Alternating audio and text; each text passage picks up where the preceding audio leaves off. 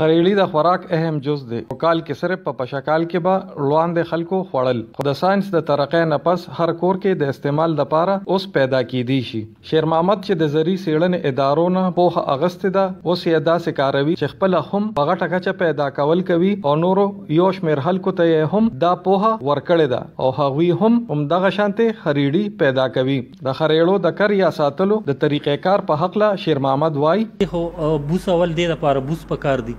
چونه بورا او تخم دی لپاره پکار دی کنه دی لپاره اول بوس وینځو 48 غنټې پراته وي خوشته بوسي یو پلاستیک شیټ هم په د پاسه چولی او 48 غنټې هغه نه پس بیا موږ راشو هغه پلاستیک تلر کو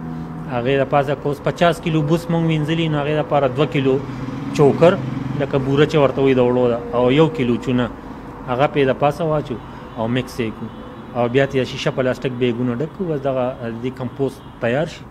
بیا پاسچرایزیشن لپاره یو ډرم کې په ډرم کې کیږي او په نور کیمیکل سره هم دغه پاسچرایزیشن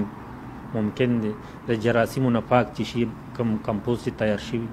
هغه نه پس پکې بیا سپانینګ کې خو دي شي او بس کمزې ورته مختص بیسمنت وی تهانه وی د چرګو پارم وی کور کې برنده لا خالی کمره سٹور وی ارزه کې دا کیږي خپاسانه باندې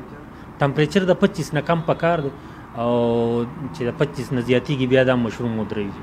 دا خریړي چې په 15 ورځو کې یو غوته د 1 کیلو نه زیات خریړي پیدا کول شروع کی او په بازارونو کې د 350 نه د 500 روپو کیلو پورې خرڅيږي. د شیر محمد نه پوهه اغستون کې د پبو زاهد اقبال وای چې پیداوار او آمدن نه خوشاله دي چې پتاخانه کې ساتلې دي. 15 کیلو مال کافی دی سره ځکه چې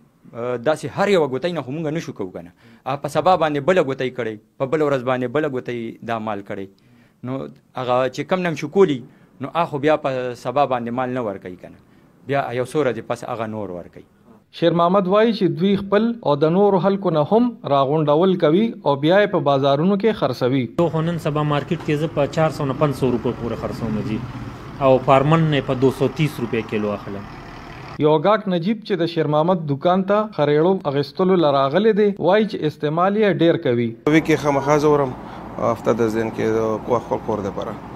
مونږ کور ډیر زیات خوښته شو زه په خپلم زده ډیر خوښم. د خریړو دا روزګار کوونکي لګ دي او ضرورت یا غوښتنه کې روز پر روز اضافه کیږي.